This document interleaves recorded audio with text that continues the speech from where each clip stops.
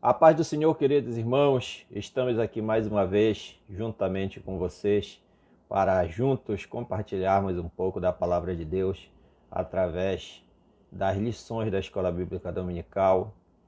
No domingo passado, eu comecei postando um vídeo no meu canal do YouTube.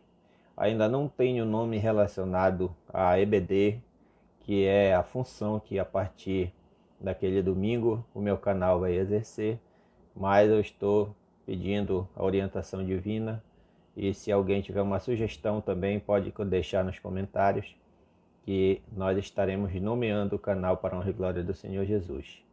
Eu quero desde já me identificar para aqueles que irão assistir e não me conhecem. Eu sou Michel Marques, membro da Assembleia de Deus. Em breves me congrego na congregação Monte Oreb, sob a responsabilidade do presbítero Jonielson de Deus e a presidência do pastor Elianai Ribeiro.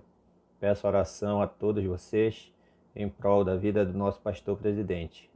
Ele se encontra enfermo, mas cremos que as misericórdias do Senhor Jesus estarão lhe alcançando e restabelecendo a sua saúde. Amém? A lição de domingo, dia 14 de junho de 2020, é a lição número 11, atributos da unidade da fé, humildade, mansidão e longanimidade. Amém? O nosso textuário está em Efésios capítulo 4, versículo 1. Rogo-vos, pois, eu, o preso do Senhor, que andeis como é digno da vocação com que foste chamado. Isto é Paulo, mais uma vez, rogando a Deus, rogando ao nosso Senhor e Salvador Jesus Cristo, pela vida dos irmãos ali em Éfeso. Nossa verdade prática. A unidade da igreja depende de que os crentes evidenciem no cotidiano a humildade, a mansidão e a longanimidade. Uma pequena observação aí nesta verdade prática, esta frase, evidenciem no cotidiano. Nós já falamos na lição passada e temos aprendido com os pastores que estão há mais tempo neste canal, né? Nesta ferramenta que é o YouTube. O pastor Aguinaldo Betti sempre fala que as lições elas têm que ser práticas. Então eu tenho que extrair conteúdos das lições para a minha prática do dia a dia. E aqui a verdade prática vem reforçar isso que o pastor Aguinaldo Betti sempre repete nas suas lições. Evidenciar no cotidiano. É a prática, a rotina, né? É o costume. Então Paulo está dizendo através da sua palavra, da sua carta aos Efésios, e o autor das nossas lições está evidenciando uma verdade prática aqui que vem trazer que a unidade na igreja, quer dizer que a união dos irmãos depende de que os crentes evidenciem no dia a dia a humildade, a mansidão e a longanimidade. Glória a Deus. A nossa leitura bíblica em classe, Efésios capítulo 4, versículo 1 ao 4, e Colossenses capítulo 1, versículo 9 ao 12. Os irmãos que estão com as suas revistas em mãos podem acompanhar, né? Tenho também uma observação a fazer, que as nossas lições elas vêm com uma leitura diária.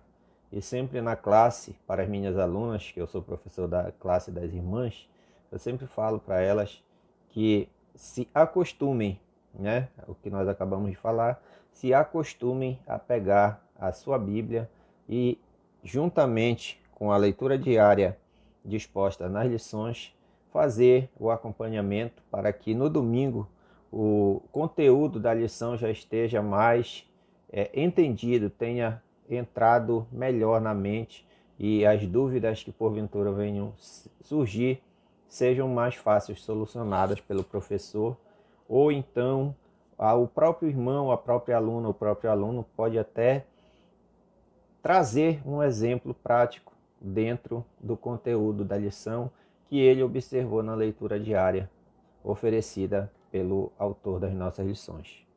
Amém? Continuando, independente do tempo de caminhada cristã, é imprescindível relembrar que além da importância dos dons espirituais, e ministeriais para a edificação da igreja está o fruto do Espírito Santo manifesto por cada crente. Os dons, por mais relevantes que sejam, necessitam estar acompanhados de um caráter transformado, impregnado das características do Mestre Jesus Cristo. O que nós acabamos de falar, né? A prática, o costume, a rotina, ela só vai se evidenciar se o caráter do cristão for verdadeiramente transformado. O caráter vai dizer se você é participante ou não de uma igreja unida. Se o seu caráter for um caráter duvidoso, um caráter que não se acomode dentro das normativas, dentro das doutrinas da igreja, você estará sendo, digamos assim, não um mau exemplo, mas você não estará colaborando para a unidade da igreja, que é o que Paulo nos ensina nesta lição, né? É preciso que haja uma característica para que nós possamos aí sim nos identificar como participantes de um só corpo, de uma só igreja. Glória a Deus. Após concluir a oração intercessória em favor da igreja e ao mesmo tempo estimular os cristãos a viverem para a glória de Deus, o apóstolo Paulo passa a enfatizar a necessidade da unidade dos crentes. Assim, nesta lição, estudaremos as virtudes fundamentais, humildade, mansidão e longanimidade, que levam a igreja a viver uma perfeita unidade conforme a palavra de Deus. 3 virtudes fundamentais. O que são fundamentais? Fundamentos. Aquilo em que a igreja está firmada, né? Nós temos aqui um tripé, que nós chamamos, né? Um tripé sobre o qual a igreja verdadeira está firmada. Humildade, mansidão e longanimidade, né? Nós não estamos aqui dizendo que a igreja que Jesus Cristo fundou, a igreja que Jesus Cristo estabeleceu, ela está sedimentada, está fundada em cima somente dessas 3 características. Mas nós sabemos, como cristãos que somos, que o fundamento, a pedra principal da igreja é Jesus Cristo. Mas as características de Jesus Cristo são humildade, mansidão e longanimidade. Por isso que Paulo colocou essa expressão de uma igreja fundamentada, né? Virtudes fundamentais nas nossas vidas, na vida dos nossos irmãos. E Paulo também enfatizou a necessidade da unidade. Aí nós vamos voltar lá no nosso velho Salmo 133, conhecido de todos vocês, conhecido de todos nós. Ó, quão bom e quão suave é que os irmãos vivam em união, né? Desde lá do salmista, ele está falando em união. Se não houver união, não pode haver uma construção, né? A palavra de Deus também nos ensina que um reino dividido não subsiste, né? Quando o povo tentou ali construir aquela torre para chegar aos céus, eles estavam sim alcançando o seu propósito, né? Estavam subindo a torre, estavam construindo, porque eles estavam em união, falando uma só língua. Quando desceu a confusão, que todo mundo não se entendeu mais, o que foi que aconteceu? A torre não prosseguiu, a construção não prosseguiu e o final nós já sabemos, vocês conhecem. Estou apenas citando aqui para fazer uma pequena analogia com aquilo que o autor colocou na nossa revista. Amém? Tópico número 1. Para haver unidade é preciso humildade. A humildade é uma virtude imprescindível para o fortalecimento da comunhão cristã. Espera-se que os crentes sejam humildes não somente diante de Deus, mas também entre eles. O subtópico número 1 diz assim: um modo digno de viver do cristão. A conduta geral do crente é o destaque desta seção da carta. O apelo apostólico é para que os crentes andem de modo digno da vocação. Ou seja, a nossa conduta diária deve corresponder à chamada recebida para ser um membro do corpo de Cristo, a Igreja.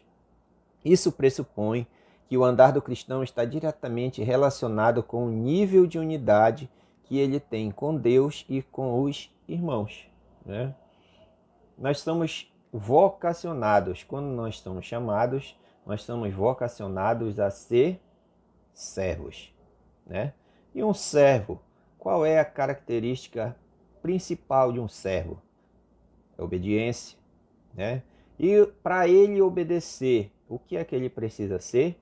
Humilde, né? Precisa ser manso, precisa ser longânimo, porque há momentos em que o seu patrão, né, o seu chefe, vai lhe chamar a atenção, né? Estamos falando aqui de uma relação entre patrão e empregado, mas também na casa de Deus, a palavra de Deus, certos momentos vai chegar conosco como espada. E é necessário nós o quê? Sermos humildes, sermos mansos e longânimos, porque a doutrina da palavra do Senhor, a verdadeira doutrina, aquela igreja que permanece na palavra de Deus, ela vai se empregar uma doutrina que vai exigir de você coisas que o seu corpo, coisas que a sua mente muitas das vezes vai recusar, vai reclamar, e é aí que entra a verdadeira característica daquele que foi vocacionado para ser servo, para ser filho de Deus. Porque muitos são chamados, poucos escolhidos, né? Então, se nós continuarmos nessa vocação, com certeza nós estaremos entre os escolhidos. Amém? Subtópico número 2. A humildade, perdão.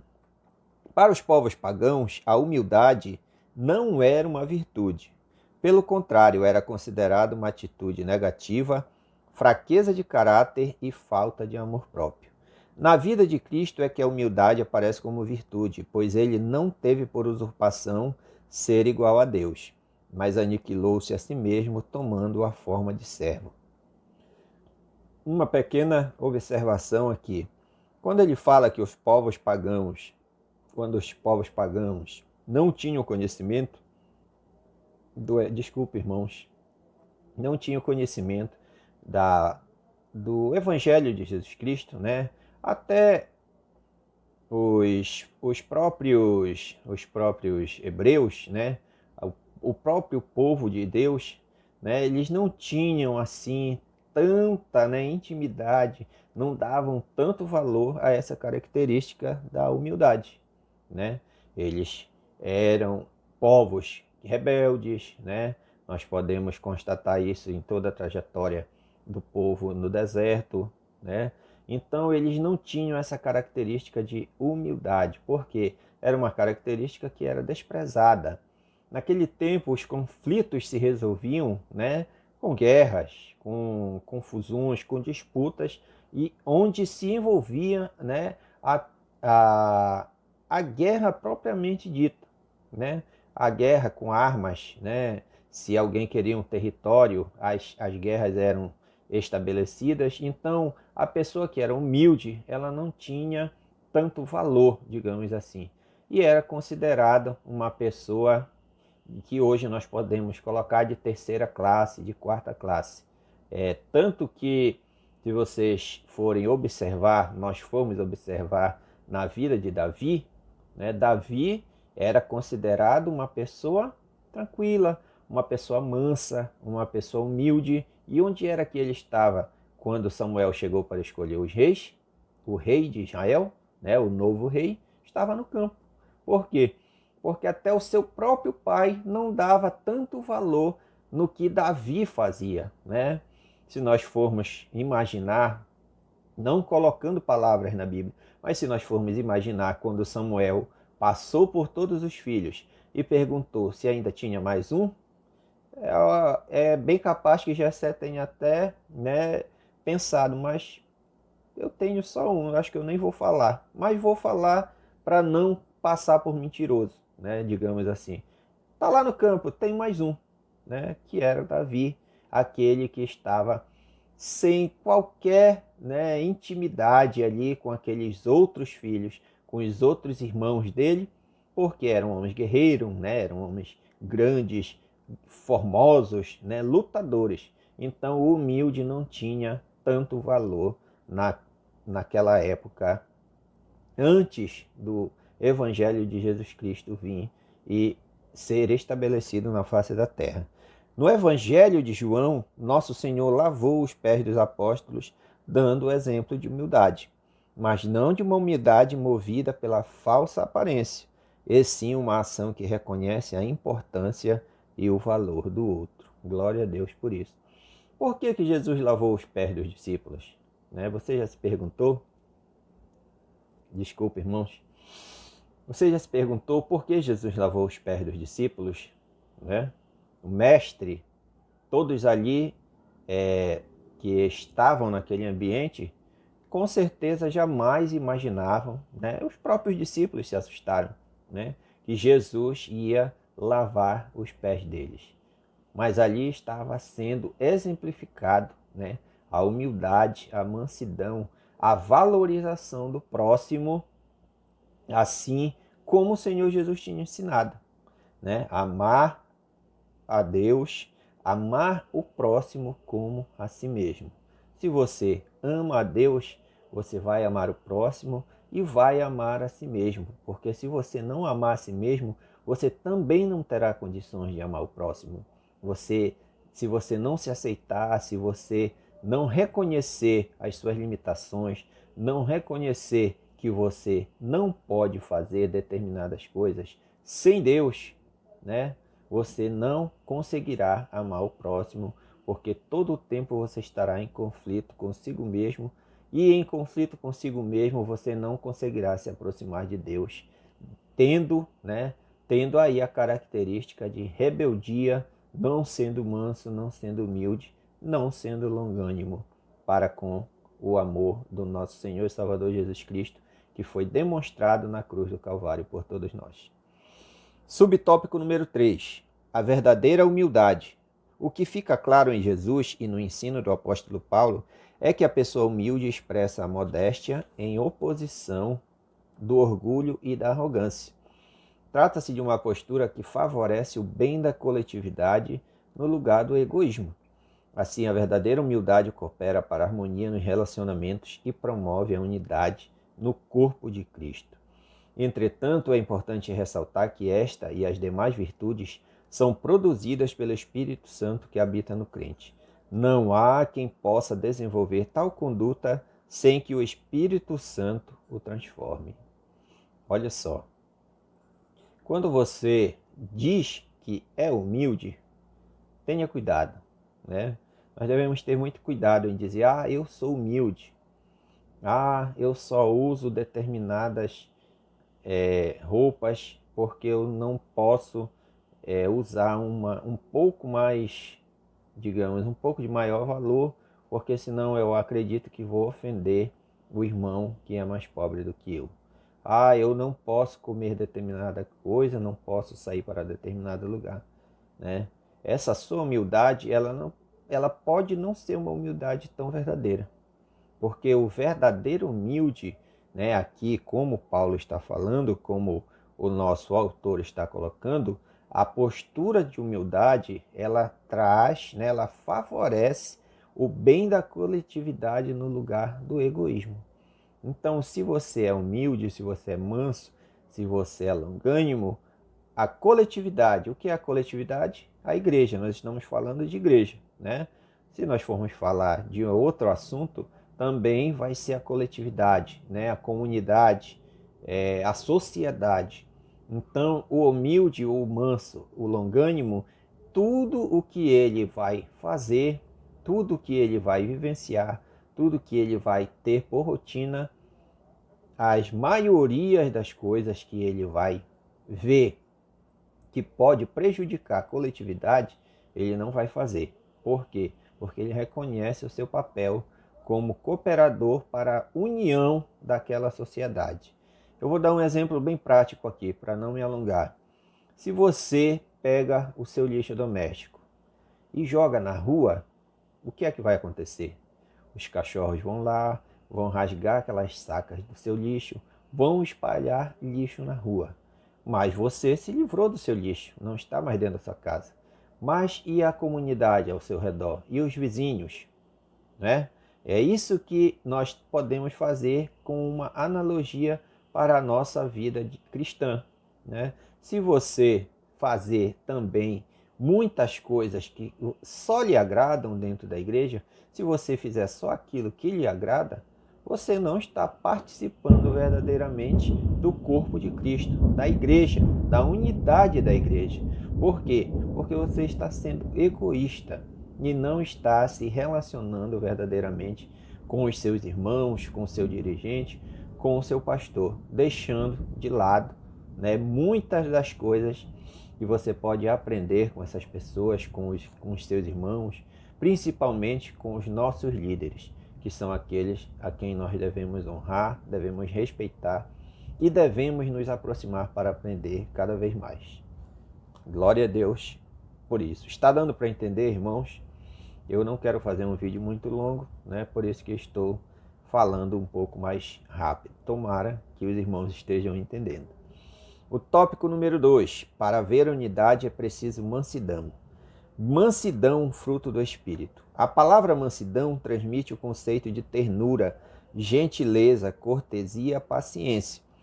Essa qualidade é listada nas Escrituras como um dos aspectos do fruto do Espírito. A mansidão é um estado que deriva da humildade. O termo indica moderação das ações, bom trato para com o semelhante e ausência de precipitação. Eu até grifei aqui na minha revista essa palavra, né? Ausência de precipitação. Se você se precipitar, você com certeza estará, no nosso popular, arrumando confusão, né? Arrumando confusão, né? Gastando mais do que você pode, né? Ofendendo além, né? Ofendendo além não, ofendendo alguém, né? Que você muitas das vezes nem conhece. Então a precipitação, ela é antônima, né? Da mansidão. Se você se precipitar, com certeza você estará caminhando para um caminho que não condiz com a mansidão que o apóstolo Paulo está dizendo aqui para nós, que é um fruto do Espírito, né? Um derivado do fruto do Espírito, que é o amor. Grandes exemplos de mansidão: Moisés e Jesus Cristo. Moisés foi reconhecido como o homem mais manso que havia sobre a terra. Essa reputação se deu em virtude de o legislador, entre outros aspectos, não revidar nem guardar rancor quando foi atacado pessoalmente. Pessoalmente, você vai ser atacado todo o tempo. Se você fizer, você será atacado. Se você não fizer, você será atacado. É aí que vai ser testada a sua capacidade de resiliência, né? A resiliência vai dizer para a sociedade se você está preparado ou não para liderar, né? Para tomar conta de alguma coisa, para ser um chefe, para ser um gerente, para ser um dirigente, para ser um pastor, né? Antigamente eram feitos alguns testes, né, antes de os pastores serem ordenados. Eu acredito que alguns irmãos aí que vão assistir vão lembrar disso daí e com certeza terão histórias para comentar com os seus filhos, com o seu esposo, com a sua esposa, né? Determinados pastores que hoje estão já na faixa etária de 50, 60 anos, que foram ordenados, né, há mais de 20 anos, com certeza passaram por alguns desses testes. O que era isso? Não era um ataque pessoal, mas sim, né, uma prova para ver se a resiliência, a mansidão, a humildade estaria com aquele obreiro e assim ele prosseguir com a qualidade, né, que é necessária para a execução do pastorado durante toda a sua vida.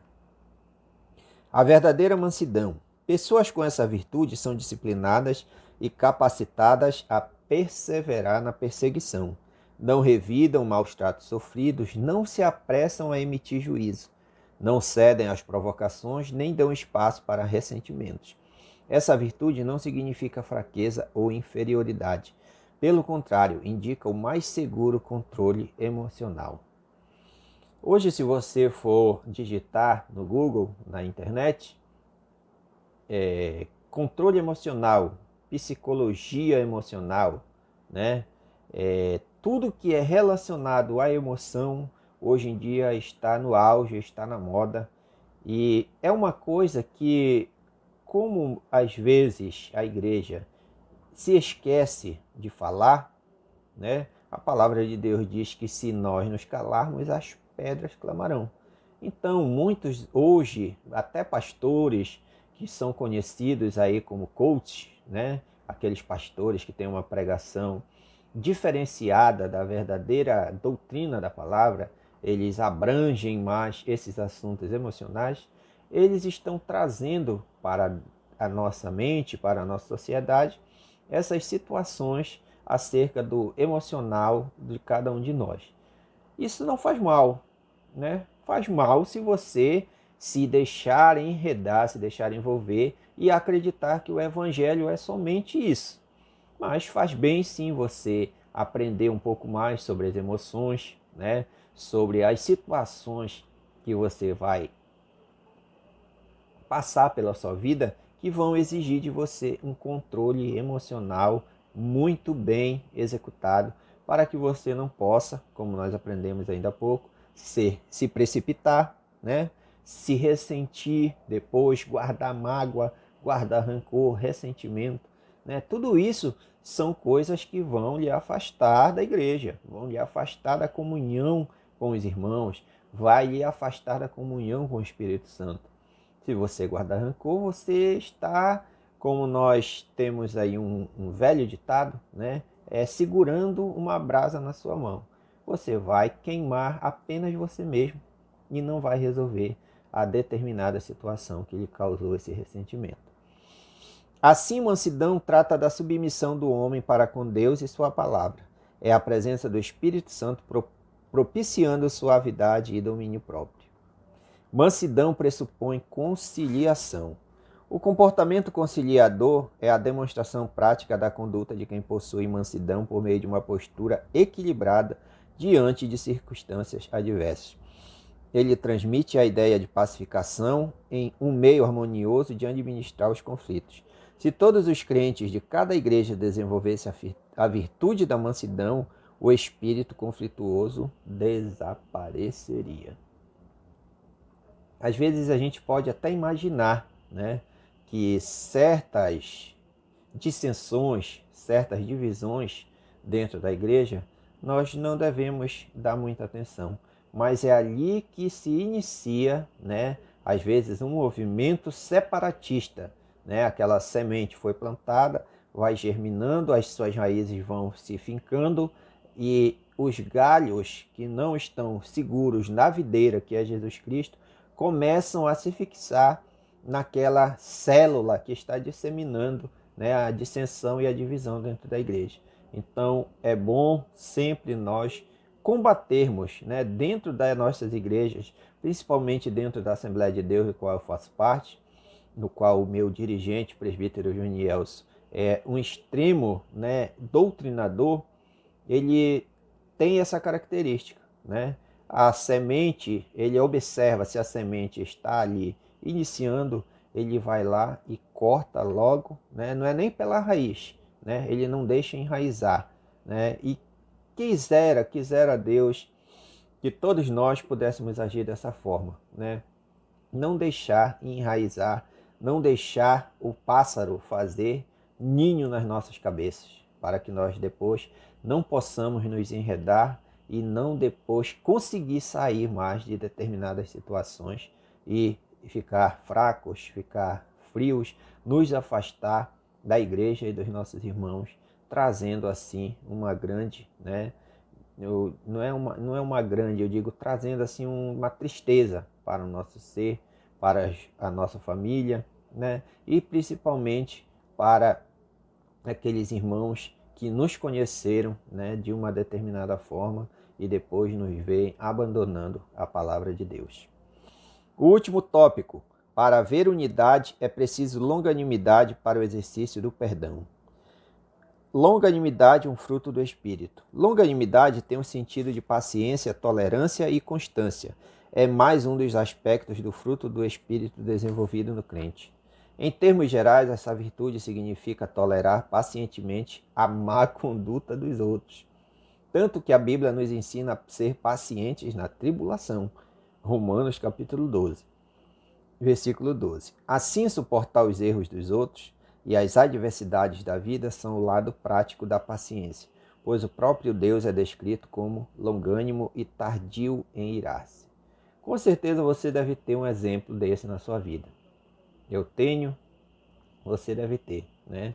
Você deve ter um vizinho, né? Você deve ter um parente, você deve ter algum conhecido, um colega de trabalho, que chega aquele momento em que você quer sair, né, da sua, digamos assim, da sua dignidade, mas você respira fundo, pede graça, pede a graça, a misericórdia de Deus e prossegue, né, suportando uns aos outros, que é a palavra de Deus, que é como a palavra de Deus nos ensina.